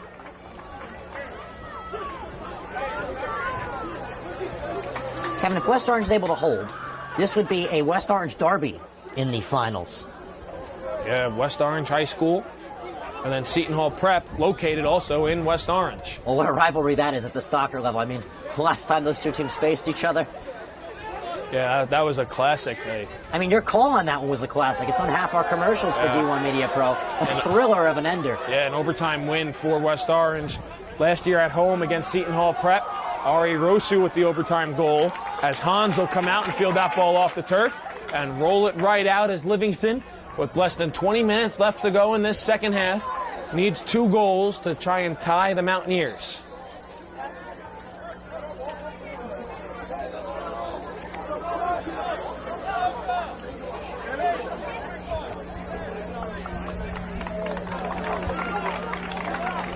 Soka Bashkov will come off. Trying to see who came on for West Orange.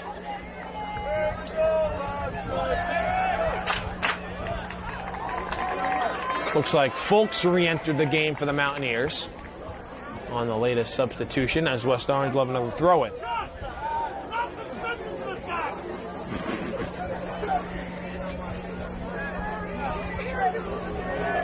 Kevin, the clock is running as West Orange is taking their time. This is where the yellow cards do start to come out later in the game.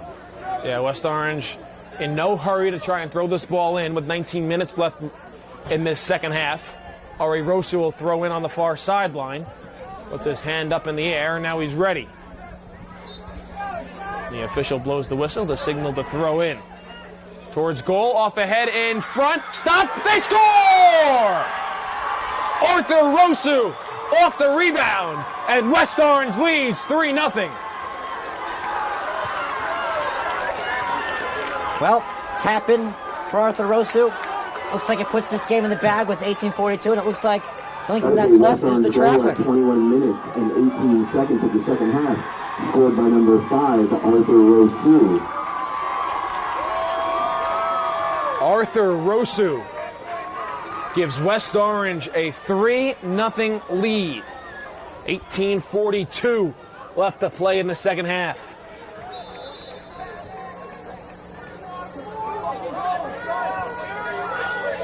And Livingston now even in a deeper hole. And 3 goals playing a man down. Yeah, 3 goals playing a man down. 18.5 left. It's a West Orange throw-in. And Ryan, you don't want to put up the white flag, but if you're looking at the body language of a lot of these Livingston players, certainly not what it was at the beginning of this game. Yeah, frustration. I mean, that red card really changed everything. I stand to say it could be a 1-0 or even 1-1 game at this point if that red card didn't come out.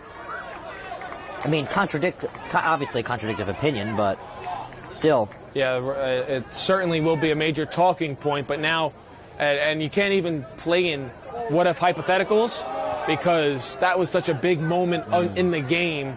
Not only does the starting goalkeeper come out, but you get a free kick right outside the box. Hans will come out and field that one. And just a tough position that Jacob Hans, the sophomore, has been put in tonight here in this semifinal game. But Ryan, I think, and you know this from your days on the soccer field, every game is a lesson. Oh, indeed. As an injured Mountaineer player is down, it looks like that might be Shannon Bravo who's injured for West Orange as the ball goes out of play on the far side. Did you by any chance take that statement? Did you take that? My apologies. Did you take that statement from the great Pep Guardiola?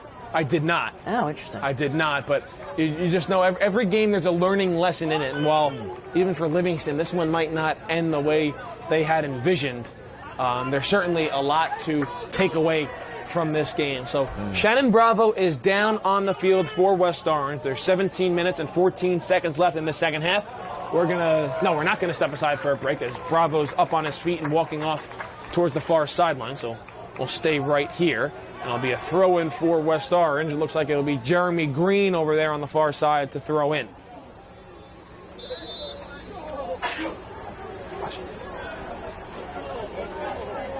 So the clock is moving once more. Throw in, coming in towards goal. Charles trying to play it off his body and line it up for a shot. He can't. Mauricio tried the same thing. Played back towards the near side. Livingston is on it. They'll look to play upfield. Grossman is there. Sliding tackle by Rosu. And that looks like it's going to be a card. And Ari Rosu picks up a yellow. Well, Rosu and Grossman, that's been the story of the season. Kevin, we were both on the call when Rosu got the red card. Wow. So Rosu goes off with the yellow, 16:45, and Ryan, you made a great point earlier in this game when the red card did come out for Livingston that Logan Paredes would not be able to play in the championship game had Livingston been there. Yeah. West Orange, you're up a man, you're up by 3 goals with under 17 minutes left to play. I think Doug Nevins is going to tell Ari Rosu, can't be doing stuff like that. We're going to need you for a potential championship game. That ball comes in towards goal. Scavala leaps, gets shielded away from the ball. It goes off the football goalpost, and that should be a goal kick for West Orange, and it will be. And the clock will stop once more. I would like to say, Kevin, we're going to get another yellow card awarded. I think the magic word might have been said there by Noah Fisher. Yep. So a yellow card awarded to Fisher. He'll have to go off. And now that's just frustration setting in for Livingston. Yeah, I would like to say, as you were just saying right there, what I was going to say earlier was Livingston's frustration rates have just boomed since the first half. They're now down by 2 goals. They've gotten maybe a quarter of the throw-in calls in their favor so far. I'd say West Orange, out of the 20 or so throw-ins we've seen so far, West Orange thrown maybe 15 of them. Make a rough estimate, maybe.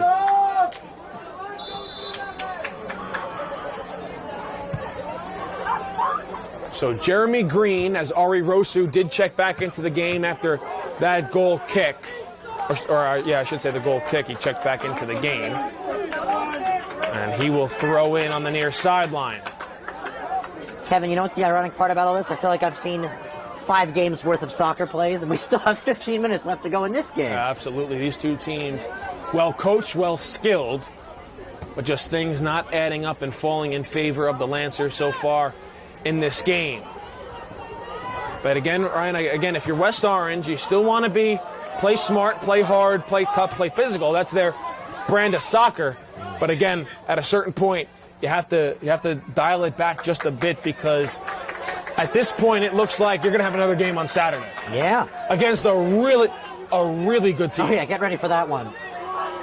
I think Seton Hall Prep debatably might be the best team in the state of New Jersey. I mean, they're never going to take on Clifton or Cinnaminson or those faraway schools, but I think you can make a safe claim that they're the #1 team in the state of New Jersey. I don't think NJ.com would be questioned if they made that decision. No, and I think the Pirates were dropped from that #1 ranking. They did hold the #1 ranking. I think they were dropped after they went down to 2, after they tied with Montclair in the regular season. I believe they were also at 3 at one point for a brief bit.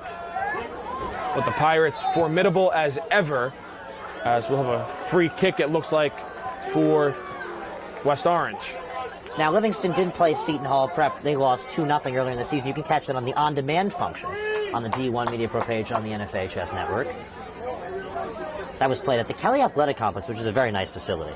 Oh, beautiful facility there at Kelly Athletic Complex. You have Porcello Field. You have Brendan P. Tevlin Memorial Field. Even the JV fields are a wow factor, let's be honest. Yeah, you have a couple of the JV baseball fields, JV and freshman baseball field there, tennis courts.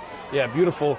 The soccer field, the JV soccer field, it's like you're at Wembley. It's so nice. The grass is beautiful. Yeah, that is so normal. Everything there is a turf surface except for the JV and freshman baseball field, as well as the JV and freshman soccer field right behind Brendan P. Tevlin Memorial Field. But that game will not be played there, even though Seton Hall is a higher seed. Yeah. It'll be played at Belleville High School. And I will say West Orange, pretty familiar. As it looks like we'll have a corner for West Orange.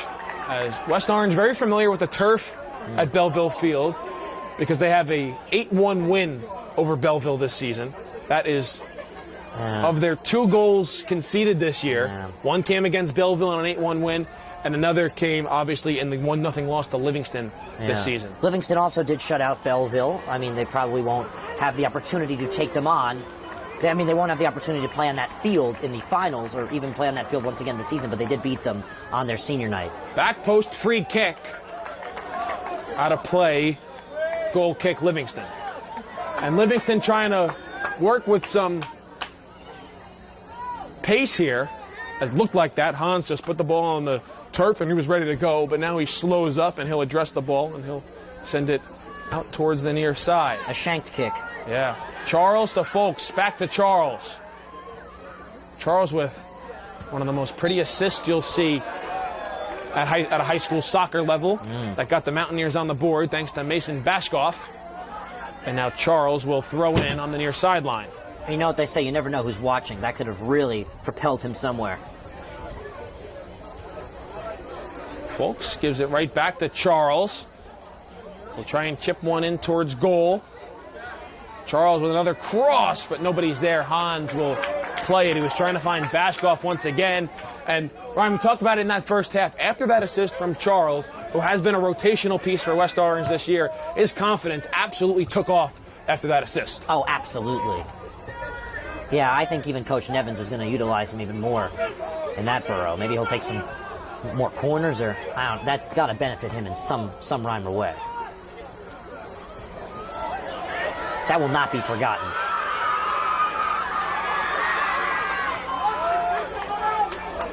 Bashkoff, far side corner. Malhotra sends it out of play, but they'll say last touch off West Orange. And now Malhotra tried to get a extra 15 yards on the throw-in. He'll have to go back. And now he gets set to throw in once more with 11:41 left to go here in the second half. If you're just joining us, man, you missed a lot. Number one in goal right now for Livingston is Jacob Hans. Logan Paredes had to exit. He was handed a red card with Livingston trailing 1-0. Yeah. And Ari Rosu stepped up with a free kick right outside the box and buried it right above the top crossbar to make it 2-0 West Orange. And the Mountaineers added one more goal to their tally just a few moments ago. Trying for number 4, Tyrese Folks can't redirect it in towards the net, and it will be a goal kick for Livingston.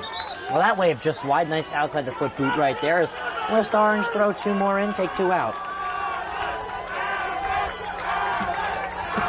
It's I guess what you can call for Doug Nevins' development time, really, for the program. I mean, they're up a man. Not too much to lose to maybe put in some non-starting 11 jersey players. You can save some fresh legs for your team, who looks like they are going to be playing on Saturday evening at Belleville High School against Seton Hall Prep, and a game that can be seen live right here on the D1 Media Pro page on the NFHS network.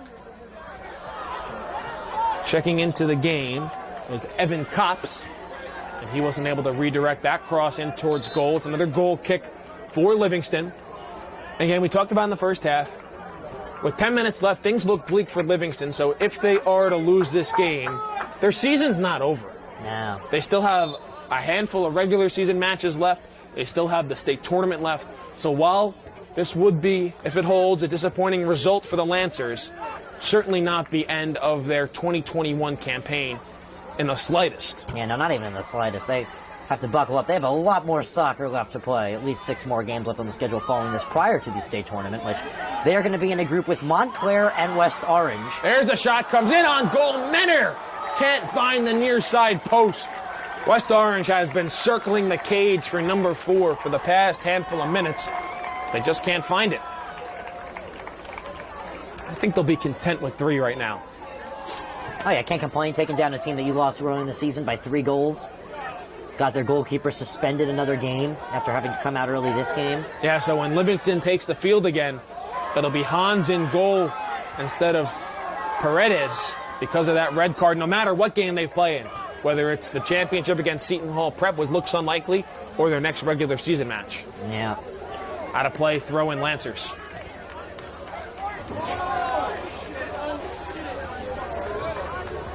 Arthur Rosu, he had the 3rd goal for West Orange today. Goal scores for the Mountaineers. Mason Bashkoff and the Rosu brothers. Ari with goal number 2, Arthur with goal number 3, and a shove in the back there as Ari Rosu goes down. Looks like that might have been Grossman, who full-fledged shoved him in the back, but no call, and we'll keep playing on.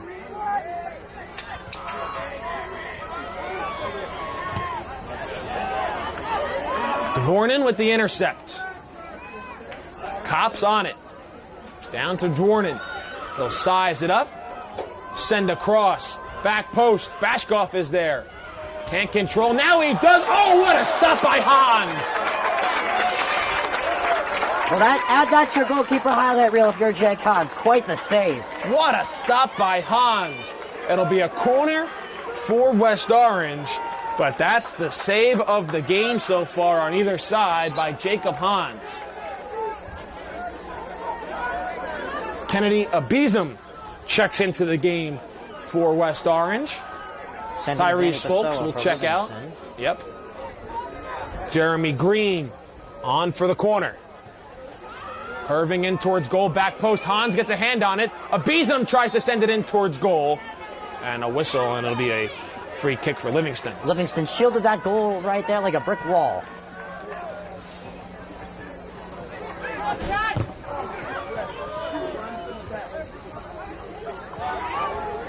Reminder, stay tuned. Full post-game coverage on the social media pages of D1 Media Pro at the conclusion of this one. You can catch full game highlights from our first semifinal where Seton Hall Prep defeated Montclair 1-0, as well as this one between West Orange and Livingston. And I know the score line will tell a different story. This has been a really great, fun game between these two rivals. Oh yeah, really, it's been an exciting one. Obviously, a lot of stuff for the newspapers to write about the next morning. A lot of stories will come out of this one that might be told for years to come. Morning sends downfield. Hans will come out and send it back towards the 50. Cops can't control. Last touch, West Orange. Livingston will throw in. The Lancers haven't given up hope yet. They're still trying to go quickly. And boy, will they need to go quickly. They'll need 3 in 6 minutes.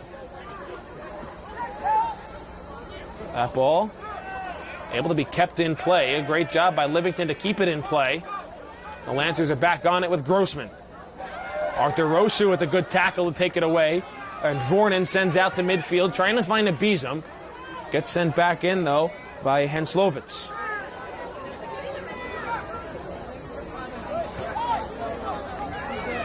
Bashkoff on the far sideline with 5.5 to go.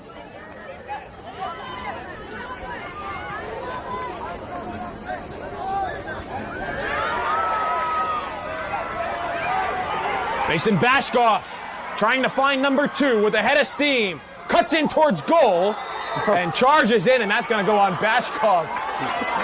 Right. Charging foul. Yeah, I was going to say, if this was basketball, that's the same thing. That's going the other way. That's a charge. I mean, Kevin, man. We've seen a lot of funny things go on today. Is a parrot going to run onto the field next? I mean, it's been a crazy day. Oh, man, that was.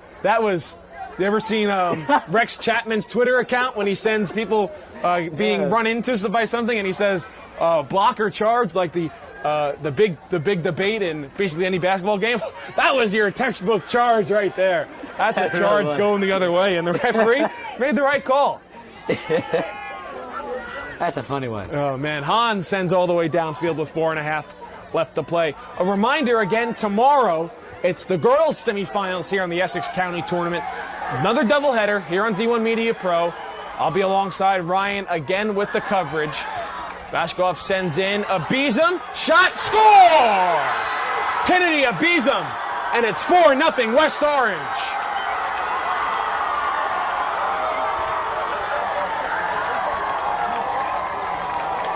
And Abizam will be greeted on the near sideline with all his teammates. And the Mountaineers know what's next. They're going to play Seton Hall Prep in the championship game of the Essex County Tournament. Well, Kevin, that's the icing on the cake. Big number 30, Kennedy Abizam, grabs the goal. And Ryan, you said it. That should do it. But I'll get back to my other point. Tomorrow, it's the girls' semifinals here between, or excuse me, not here. The girls' semifinals of the Essex County Tournament from Milburn High School. Again, a 5 and a 7 p.m. start time. It'll be West Orange, who is the number 1 seed. They'll play the 5 seed, the Montclair Kimberly Academy Cougars. And then at 7 p.m., it'll be the 2 seed Montclair Mounties against the 6 seed Livingston Lancers. Ryan, you'll be there alongside me for the coverage of that one. And if you thought this was fun, tomorrow's going to be a lot of fun too. Oh, yeah, no doubt about it. Same tournament, different bracket. And the West Orange student section, girls team here in attendance. Their game is tomorrow, and they are making some noise with their squad. Gonna come away with a victory over rival Livingston. Currently stands at 4-0. And looking to add on. Near sideline is Cops. Cops with a head of steam. Shot in just wide. It goes off the side of the cage. Well, Kevin, this is something you explained to me when you were telling me about West Orange soccer when we were at the Rumble to Raritan. You said West Orange is a family environment when it comes to soccer. The girls support the boys support the girls. Yep. And you're going to see tomorrow the boys team will be there, and you'll see Mason Bashkoff, Richard Capo Chichi motioning to the fans to make some noise as we'll have a goal kick coming for Livingston. And I guess the clock was stopped for a brief period of time during that substitution. We have 3 minutes left to play. Cops across. Abizam! Oh, he rang it off the post. He rang it off the near side post. Kennedy Abizam looking for number 2. Just came on a few moments ago. Well, doesn't that remind you of Newark Academy, Kevin? Yes. You look at West Orange, and Newark Academy, solid squad, very good squad. But an 11 seed who did upset 6-seeded West Essex, you think, oh man, West Orange, given their 2 differentials in records and seeds, that they should come away with a convincing win. But it was only 1-0, and Max Alter for Newark Academy played great in that quarterfinal matchup.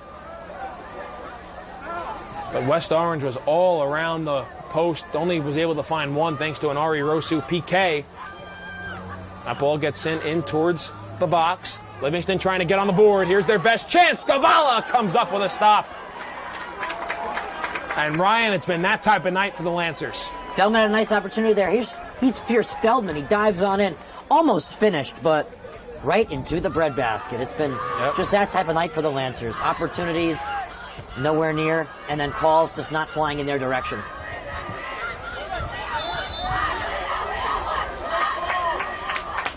I love how West Orange is very enthusiastic still. Yeah, I mean, Livingston has, sent their rear guard away, and West Orange is up on their feet. They're not done West yet. Orange, they know what's happening. Free kick here at midfield. Everyone downfield for Livingston with under 90 seconds left to play.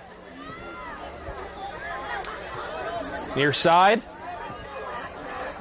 Lancers will send in towards goal. Get sent out. Kennedy Abizam is there. So, Ryan, let's take an early look ahead to our championship game here in the Essex County Tournament. Seton Hall Prep and West Orange. What are your early expectations for that one on Saturday? I'm going to say the same thing that West Orange should do to that Montclair should have done, was just get started early. You don't want to be down at halftime. If you're down at halftime, well, that's not going to really bode well for you. So I think just an early start, maybe try and bang a goal. And if you go into halftime 1 or 2-0, Seton Hall Prep will be quite surprised. They've never been down, I think, this entire season, if I'm correct. Well, the one time they were down at halftime was to Montclair. Yeah, they came back and they got a draw in that game, so they got some, I guess, revenge. Can you get revenge for a draw? But nonetheless, Seton Hall Prep. Prep. Somewhat, but I would say this too, though, Kevin. Montclair, a very, very offensive side of team. West Orange defensive side. If they can come on top, they can shut down anybody. Yeah, West Orange, one of the most defensively sound teams, yeah, not only in Essex County, but in the state of New Jersey. West Orange needs to come into that game like Livingston came into their first game versus West Orange. 7 seconds left. West Orange trying to add one more.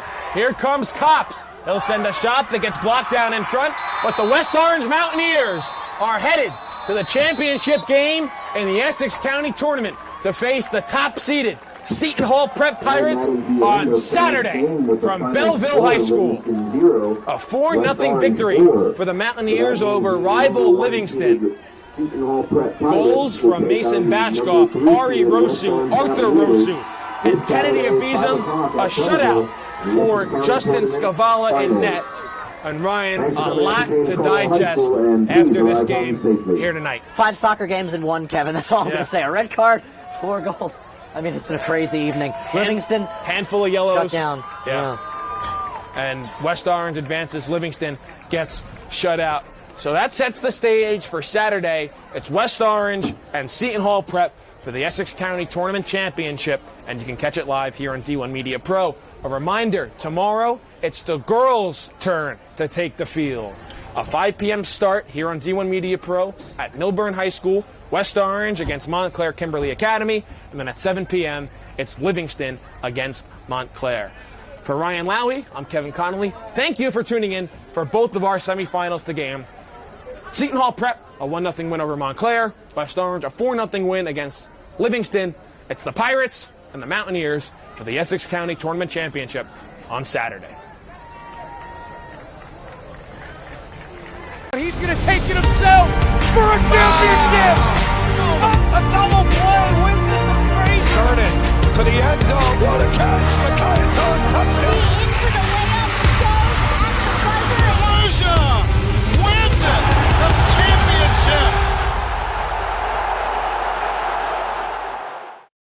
He's going to take it himself for a championship. A double play wins it from Frazier. Turn it to the end zone. What a catch. McKay's on touchdown. Into the layup goes at the buzzer. Wins it. The championship. He's going to take it himself for a championship. A double play wins it from Frazier. Turn it to the end zone. What a catch. McKay's on touchdown. Into the layup goes at the buzzer. Wins it. The championship. He's going to take it himself for a championship. A double play wins it from Frazier. Turn it to the end zone. What a catch. McKay's on touchdown. Into the layup goes at the buzzer. Wins it. The championship. He's going to take it himself for a championship. A double play wins it from Frazier. Turn it to the end zone. What a catch. McKay's on touchdown. Into the layup goes at the buzzer. Wins it. The championship. He's going to take it himself for a championship. A double play wins it from Frazier. Turn it to the end zone. What a catch. McKay's on touchdown. Into the layup goes at the buzzer. Wins it. The championship.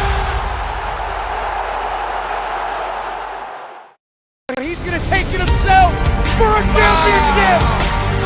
A double play wins it for three. Turn it to the end zone. What a catch! McKayton, touchdown! Into the layup, goes at the buzzer. Volusia wins it! The championship! He's going to take it himself for a championship. A double play wins it for three. Turn it to the end zone. What a catch! McKayton, touchdown!